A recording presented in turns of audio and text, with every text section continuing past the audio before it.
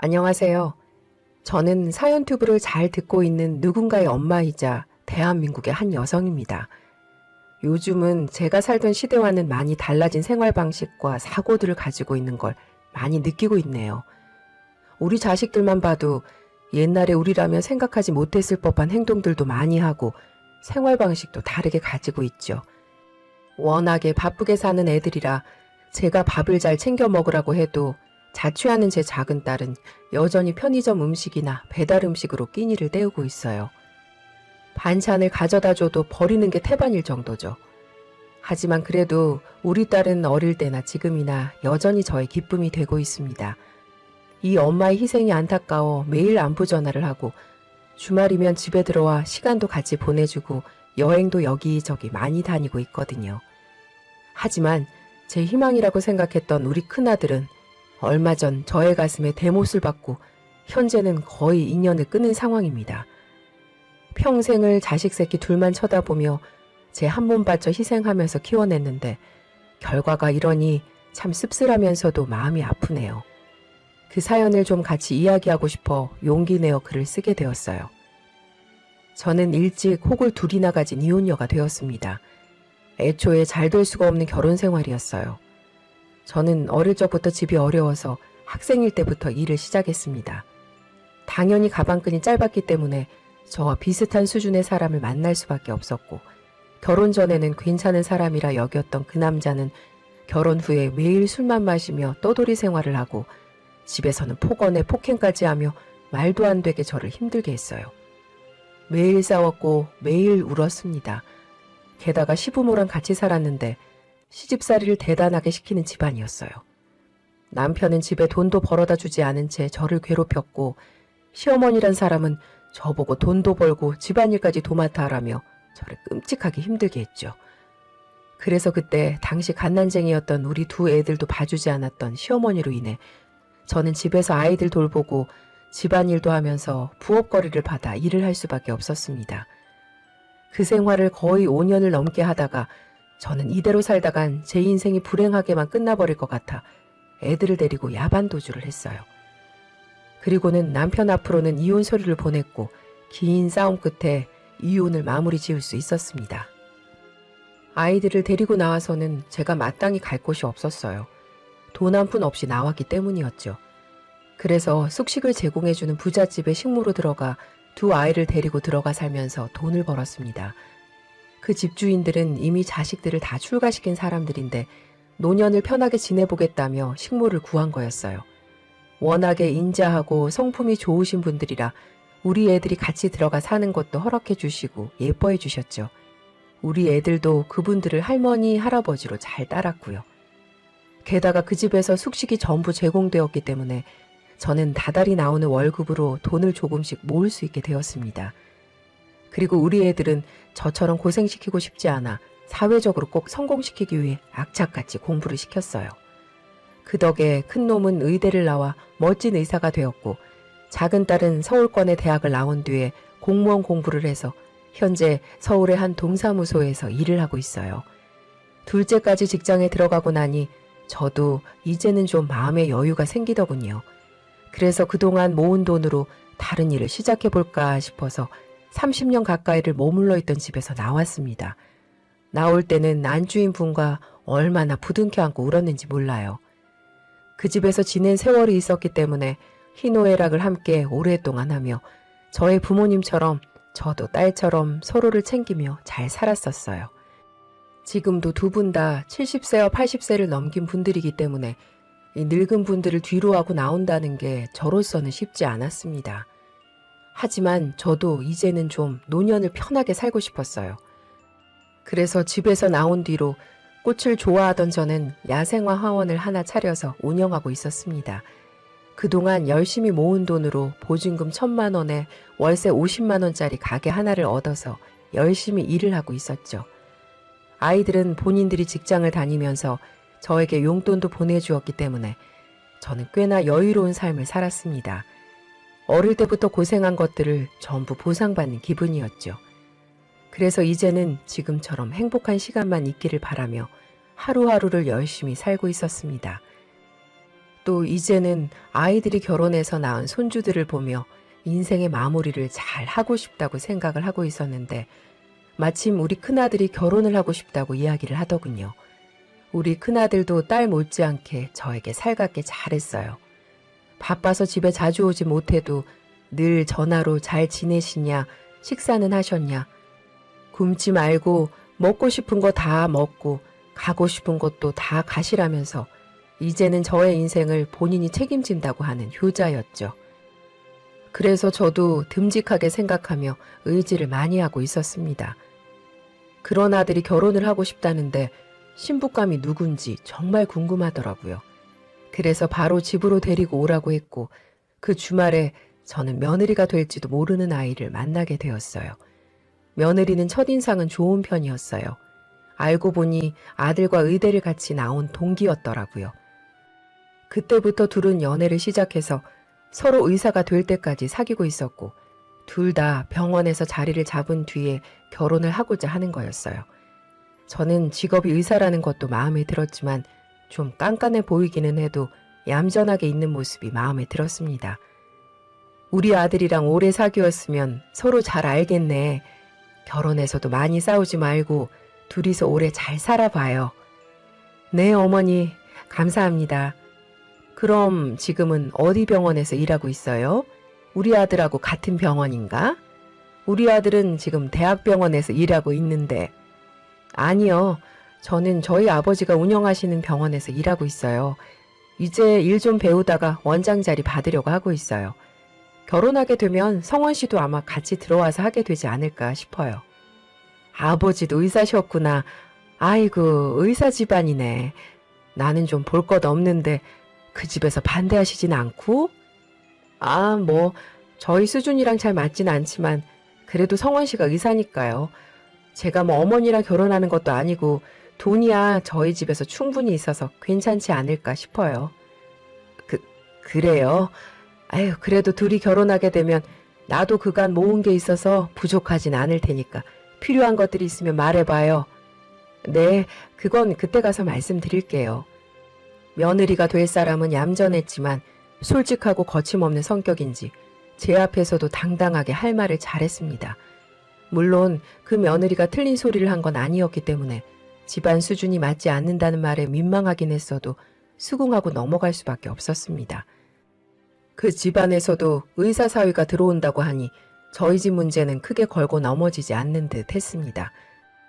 그렇게 결혼을 시켰고 아들 부부는 바빠서 저희 집에 자주 못 와 얼굴을 많이 보지 못한다는 것 말고는 괜찮았어요. 그때까지만 해도 아들은 여전히 저한테 전화를 하고 안부를 물으며 잘했거든요. 문제는 그 이후에 터지게 되었습니다. 저는 운영하던 꽃집이 생각보다 잘 되지 않았어요. 근데 처음부터 애초에 노년을 내가 하고 싶은 거 하자며 지내기로 하고는 작게 시작한 거라 그냥 처음 초기 비용만 좀 날리고 다른 사람한테 넘겨주며 권리금을 1,000만 원 더 받고 끝내버렸어요. 그러고는 집에 있으면서 아이들이 보내주는 용돈으로 생활을 하고 있었죠.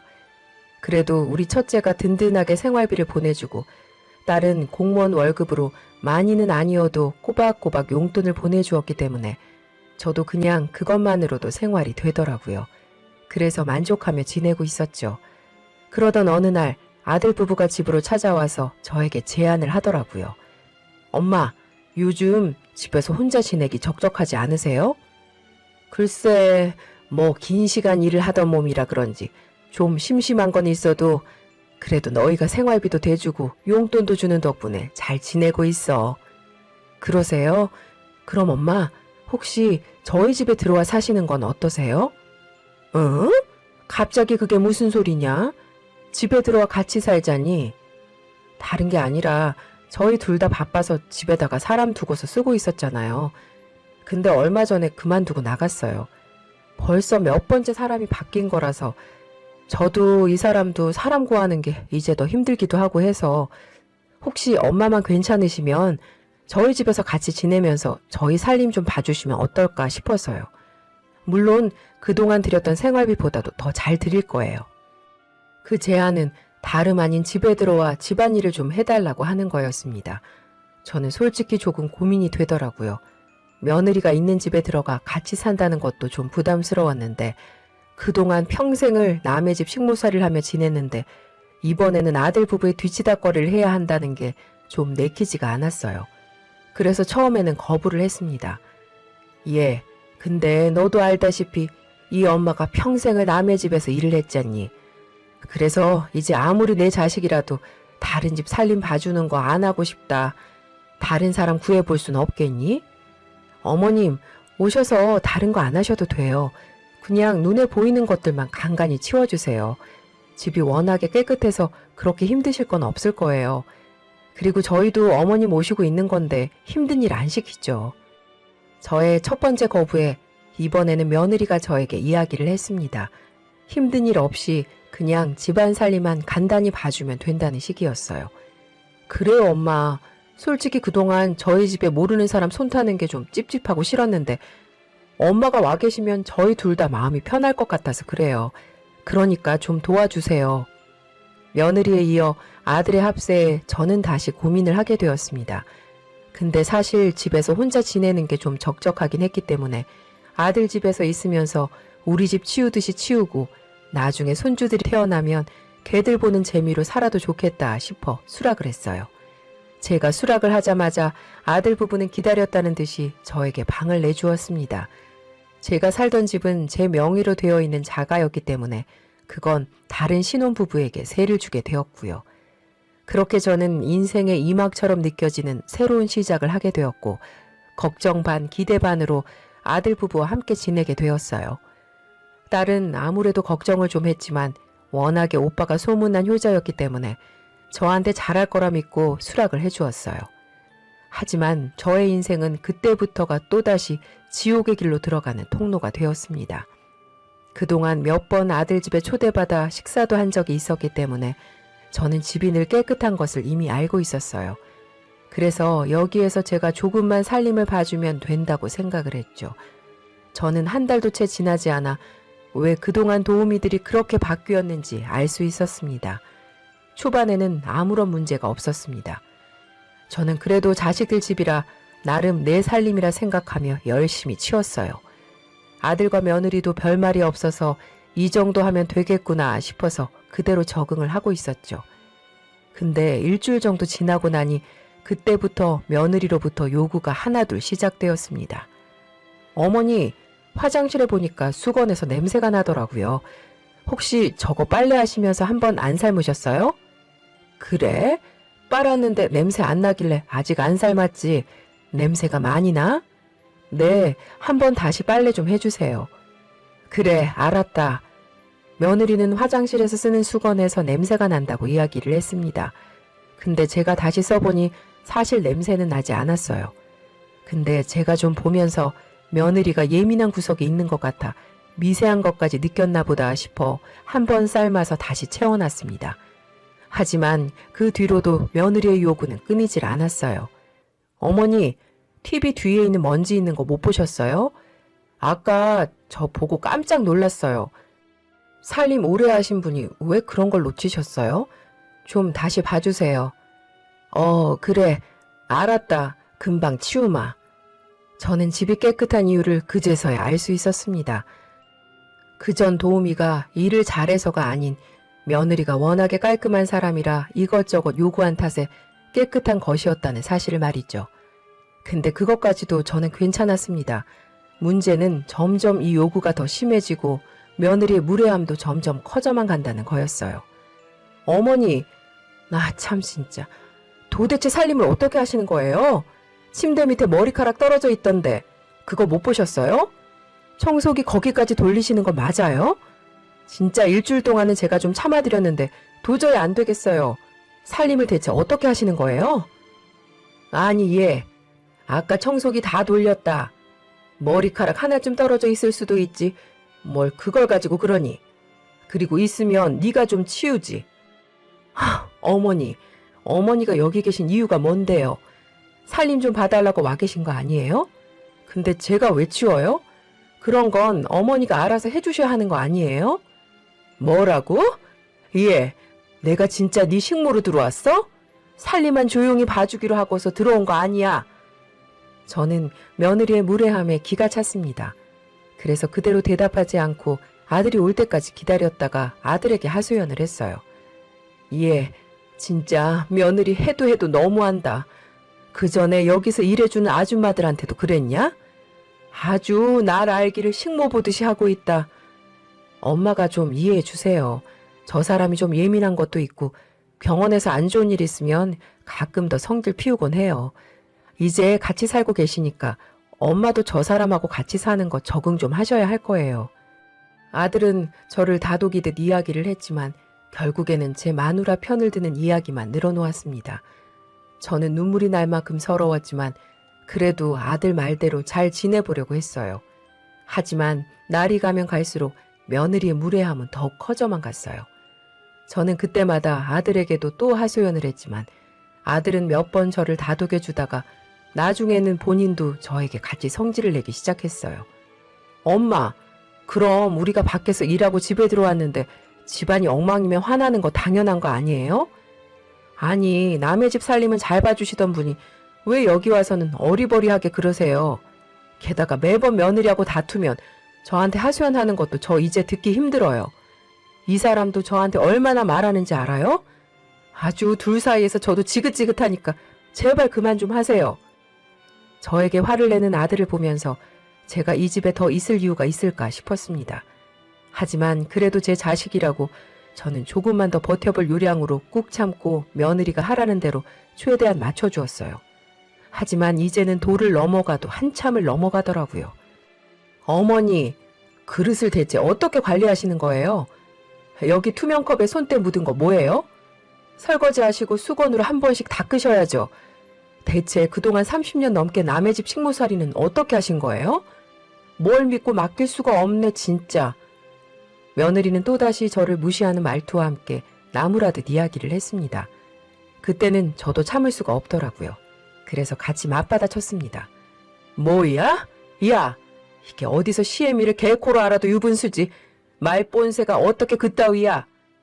어머니야말로 제발 제대로 일하세요. 생활비 드리는 거 한두 푼 드리는 거 아니잖아요. 이럴 거면 제가 왜 어머니 보고 들어오라고 했겠어요. 돈 더 주고 사람 쓰는 게 낫지.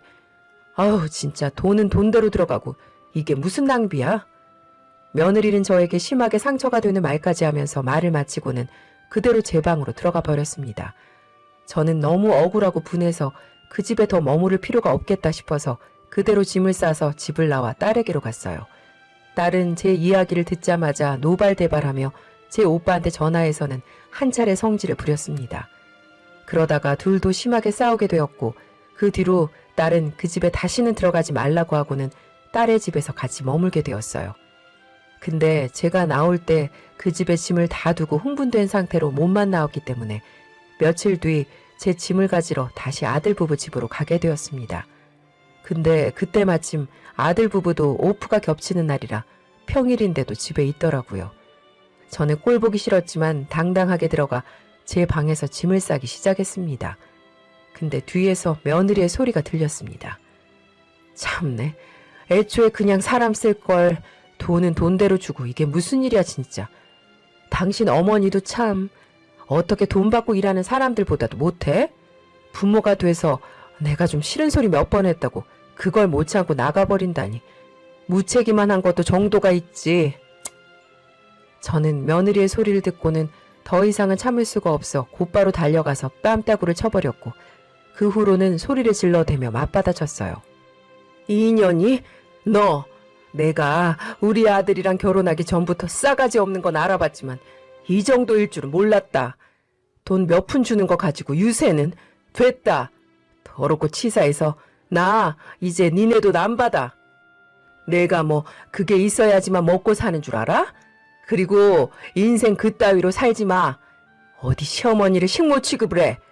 내가 다시는 이 집에 오나 봐라. 퇴! 저는 마지막에는 바닥에 침까지 뱉고는 그 자리에서 나오려고 했습니다. 근데 나오지 못했어요. 왜냐고요? 세상에 이만큼 엄마한테 잘하는 효자 없을 거라고 주변에서도 호언장담했던 내 아들이 나를 바닥으로 밀쳐버렸거든요. 엄마, 지금 이 사람 때리셨어요? 이 사람이 뭐 잘못한 게 있다고 때리세요, 때리기는. 당장 사과하세요. 그 전에 이 집에서 절대 못 나가요. 이 자식이 지 마누라한테 정신 팔린 것도 모자라서 지 애미도 못 알아봐? 네가 어떻게 나한테 그래? 네가 어떻게? 됐다. 나는 사과 못하겠고 이제 너도 내 자식 아니다. 어디 평생 네 마누라만 물고 빨고 잘 살아봐. 저는 서러운 마음에 눈물을 흘리며 아들에게 발악 아닌 발악을 했고 결국에는 챙기러 간 짐도 아예 못 챙기고는 상처만 잔뜩 받고 나오게 되었습니다. 그 뒤로 아들하고는 거의 연을 끊었어요. 아들 부부도 저에게 연락을 하지 않았고 저도 딸도 아들에게 일체 전화를 하지 않았죠. 거의 1년간을 연락하지 않고 지냈고 그냥 아들 없는 셈 치고 사니 가끔 사무치게 마음이 아파도 그럭저럭 잘 지내지더라고요. 그러던 어느 날 딸이 화를 내며 저에게 갑자기 아들 이야기를 꺼내왔어요. 엄마, 조만간 오빠한테 전화 오면 절대로 전화 받지 마. 그 인간 분명히 돈 달라고 할 거니까 엄마는 절대 받지도 말고 돈 줄 생각도 하지 마. 왜? 무슨 일인데 그래? 몰라. 갑자기 나한테 전화 와서는 돈 좀 빌려달라고 하는 거야. 지 장인어른 병원에서 일이 터졌나 봐. 내가 엄마한테도 전화하지 말라고 했어. 우리 지금 둘이서 잘 살고 있으니까 다시는 전화하지 말라고. 역시나 딸이 이야기한 이후에 아들에게서 전화가 왔습니다. 나를 내팽개칠 땐 언제고 이제야 전화를 하는 아들이 몹시도 실망스럽고 더 화가 났어요. 그래서 전화를 받지 않았는데 이번에는 집으로 찾아왔더라고요. 세를 주었던 집은 신혼부부에게 아기가 생기게 되면서 그들이 이사를 가게 되었고 다시 저는 딸과 함께 지내다가 다시 그 집으로 들어가서 살고 있었습니다. 마침 그 집으로 간 지 얼마 안 되었는데 또 타이밍이 기가 막히게도 얼마 안 돼서 그 집으로 왔더라고요. 하지만 저는 그들에게 문도 열어주지 않았습니다. 하지만 아들은 포기를 모르고 애원을 하면서 문을 열어달라고 하도 성화를 부려 이야기나 들어볼 겸 문을 열어주었어요. 아들은 저희 집에 들어오자마자 다짜고짜 저에게 돈 얘기부터 꺼냈습니다. 엄마, 죄송한데 저희 돈 좀 빌려주세요. 지금 저희 집사람 병원에서 좀 난리가 났어요. 집사람이 의료사고를 좀 냈는데 그 사람이 잘못되는 바람에 보상금도 어마어마하게 나왔고 병원 이미지가 완전히 떨어져서 환자가 끊겨 거의 부도나기 직전이에요. 여기저기서 돈 끌어모으고 있는데 쉽지가 않아요. 장인어른의 돈으로도 안 되는 상황이라 엄마 돈 좀 있으면 저 좀 빌려주세요. 안 되면 이 집 담보로 대출이라도 좀 받아주시던가요. 그간 저에게 했던 행동들에 대해서는 눈꽃만큼의 반성한 기색이 보이지도 않고 뻔뻔하게 돈이나 빌려달라고 하는 아들의 태도가 저는 몹시도 마음에 들지 않았습니다. 그리고 그들에게 받은 상처가 너무 커서 있어도 도와주고 싶지 않았어요. 됐다. 죽었다 깨어나도 없어.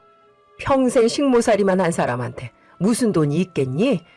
이 집으로 대출받을 생각도 없으니까 당장 내 집에서 나가. 어머니, 제발 저희 좀 도와주세요. 돈 빌릴 데가 없어서 그래요. 저희 집도 지금 아예 내놓은 상황이에요.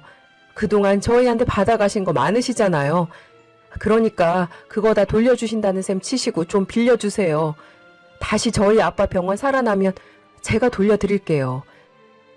받은 만큼 너네 집에서 일하고 정신적인 고통이 얼마나 컸는지 알아?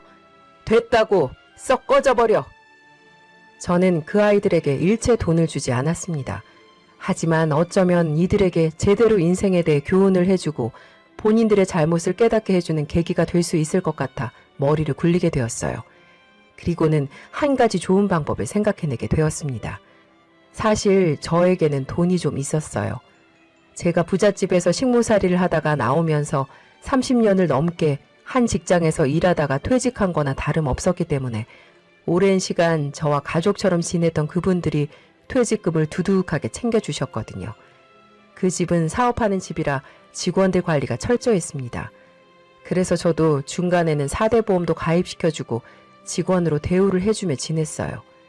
그리고는 그 집에서 나올 때 퇴직금과 그간 고생스럽게 일한 대가라며 상여금을 두둑하게 챙겨주어 3억이란 큰 돈을 받고 나왔습니다.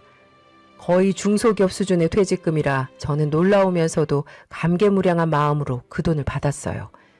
근데 제가 그간 모은 돈으로도 충분히 큰아들을 결혼시킬 수 있었기 때문에 그 돈은 별로 쓸 데가 없어서 나중에 꼭 필요할 때 쓰기 위해 모셔두고 있었는데 저는 그걸 이번에 활용하기로 했어요.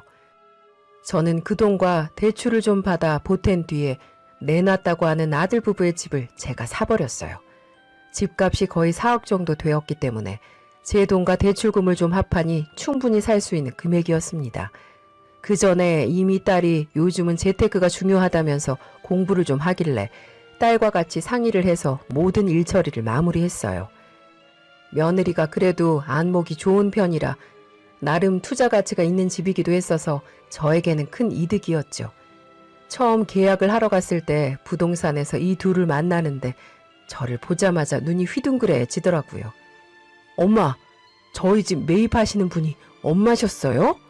그래, 나다. 왜? 아니, 이 집 살 돈 있으시면 저희한테 빌려주시면 되는 거잖아요. 저한테는 없다고 그러셨으면서 어떻게 저희 집 살 생각을 하세요? 너네한테 줄 돈 없다고 했지. 내가 돈이 없다고는 안 했다. 빨리 도장 찍어. 이거라도 팔아야 너네 병원 살릴 거 아니야. 엄마, 제발요. 이 집 팔아도 부족하다고요. 제발 저희 좀 살려주세요. 아유, 됐다고. 몇 번 말해. 팔 생각이 없는 거야? 그럼 나도 됐고. 뭐 내가 살 집이 이 집만 있는 것도 아니고. 됐다. 계약 안 하마. 어머니, 계약할게요. 잠시만요. 며느리는 거의 무릎을 꿇은 듯이 저에게 애원을 하며 부동산 밖으로 나가려고 하는 저를 붙잡았습니다. 결국 그 애들은 울며 겨자 먹기로 그 집을 저에게 팔아넘겼어요. 그리고는 역시나 계약을 하자마자 저에게 와서는 또 돈을 빌려달라고 하더군요. 하지만 저는 끝까지 그들의 요구를 받아주지 않았어요. 그랬더니 이들은 이내 저에게 화까지 내더라고요. 그저 본인들 살기에 급급한 모습만 보였습니다. 엄마, 제가 그동안 엄마한테 어떻게 했는데요? 자식한테 그러시는 거 아니에요. 엄마가 도와주시면 제가 평생 효도하면서 살 거라는 생각을 못 하시는 거예요? 노년에 어쩌시려고 그러세요? 됐다. 노년은 내가 알아서 해. 내가 뭐 너네 없으면 죽니? 나한테는 딸도 있고 집도 있고 돈도 있어. 그러니까 너야말로 네 마누라랑 네 인생이나 잘 챙겨. 저는 그때부터는 진짜로 정내미가 떨어져 다시는 아들 부부를 보지 않았습니다. 그리고 그 자식들이 살던 집에도 살고 싶지가 않아서 다른 사람들에게 또 세를 주고 저는 여전히 제가 살고 있던 집에서 지내고 있어요. 그 뒤로도 아들 부부도 저에게 와봤자 떨어지는 콩고물도 없다는 걸 알고는 다시 오지 않았습니다. 저는 그들의 소식도 궁금하지 않아 그냥 무시하고 지내고 있었는데 딸은 저랑 달리 아들의 상황과 그 문제의 병원이 어떻게 되었나 궁금했는지 인터넷 홈페이지도 찾아보고 직접 그 병원 자리로 가보기까지 했다고 하더라고요. 근데 역시 해결하지 못한 건지 그 병원 홈페이지도 없어지고 병원도 다른 병원이 들어서 있다고 저에게 알려주었어요. 그렇게 망해버릴 거 뭐가 그렇게 대단해서 저한테 유세 부리며 살았는지 저는 아직도 그 애들에게 화도 나지만 불쌍한 마음도 가지고 있습니다. 지금은 그 애들이 어디서 사는지도 모르고 있어요. 어딘가에서 잘 살고나 있으면 다행이겠지만 글쎄요. 저는 앞으로도 이 아들에게 연락이 오면 받아주지 않을 생각이에요. 딸도 절대로 받아주지 말라고 했고요. 제가 매입한 아들 부부의 집은 집값이 점점 오르고 있어요. 경기도 쪽의 집인데 경기도 변두리여도 곧 개발이 될 것 같아서 집값이 계속 오르더라고요. 그래서 저는 오히려 노년의 재테크에 성공해 아주 여유롭게 잘 살아가고 있는 상황입니다. 물론 이 과정에서 아들을 잃었고 그게 사무치도록 뼈아픈 경험이긴 했지만 어쩌겠습니까? 제가 자식을 잘못 키운 탓이겠죠. 저는 이제 딸에게 집중해 우리 딸이 좋은 남자에게 시집가는 것만 바라고 있어요. 그리고 내 아들처럼 살지 않고 제발 훌륭한 자식으로, 부모로 더 나은 인생을 살아가라고 잔소리도 종종 하고 있네요. 이제는 새해가 되었으니 우리 딸도 좋은 사람 만나 시집 좀 갔으면 좋겠습니다. 여러분도 마찬가지로 2022년이 되었으니 작년에 있었던 힘든 일들은 다 털어버리시고 올해에는 행복 가득한 날들이 되셨으면 좋겠네요. 이 늙은 어미의 사연을 들어주셔서 정말